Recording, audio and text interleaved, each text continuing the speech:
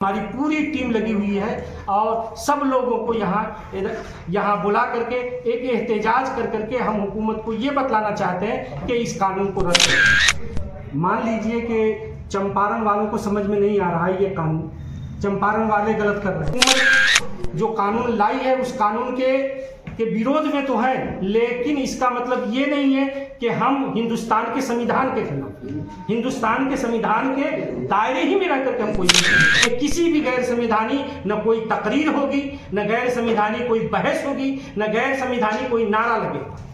समय क्या रहेगा?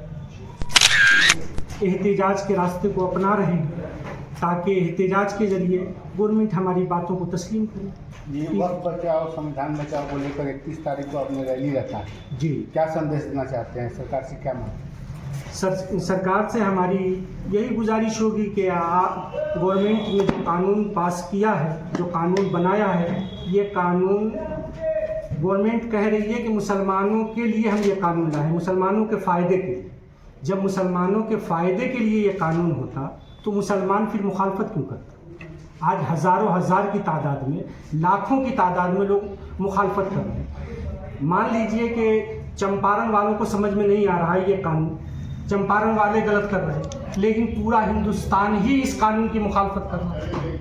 हर समझ बूझ जिसकी अच्छी है, जो फिक्र अच्छी है, जो जानते हैं कानून को, वो सारे लोग इसकी मुखालफत कर रहे हैं। सुप्रीम कोर्ट में याचिकाएं दाखिल हो रही हैं। आखिर याचिकाएं दाखिल हो रही है, इसकी वजह यह है कि ये कानून मुसलमानों के खिलाफ है। जब ये कानून मुसलमानों के खिलाफ है तो इस कानून हम मुसलमानों के फ़ायदे के लिए आप कह रहे हैं, तो मुसलमानों को कि जब इस कानून को नहीं मानने के लिए तैयार है या मुसलमानों का फ़ायदा नहीं है, तो गवर्नमेंट से यही गुजारिश होगी कि ये कानून को रद्द कर दिया जाए। ये कानून को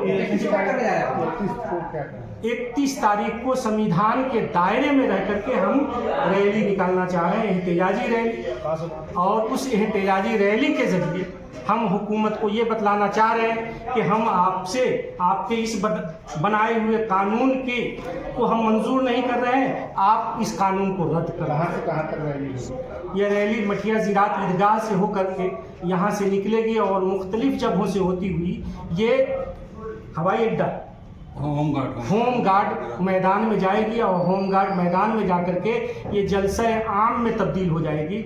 वहाँ जो एक जलसा होगा जिसमें हमारे जमात के या पूरे कौम मुस्लिम और जो सेकुलर लोग हैं उनके बयानात होंगे, खिताब होंगे, जिसके ज़रिए हम लोगों को ये समझाने की कोशिश करेंगे कि हम करेंगे, हुकूमत जो कानून लाई है उस कानून के विरोध में तो है, लेकिन इसका मतलब ये नहीं है कि हम हिंदुस्तान के संविधान के खिलाफ, हिंदुस्तान के संविधान के दायरे ही में रह करके हम कोई भी। समय कब से कब रहेगा? समय तकरीबन यहाँ 10 लाख से ऊपर लोगों के पहुँचने की एक उम्मीद है। हम लोगों ने पूरे ज़िला में हर गांव में जाकर के बड़ी जद्दोजहद की है, मेहनत की है, हमारी पूरी टीम लगी हुई है और सब लोगों को यहाँ बुला करके एक एहतजाज कर करके हम हुकूमत को ये बतलाना चाहते हैं कि इस कानून को रद्द कर दें। पूर्वी चंपारण के मुसलमानों से क्या आप कहना चाहिए, अपील कीजिएगा इस दिन को लेकर? पूर्वी के चंपारण के मुसलमानों से यही कहना चाहेंगे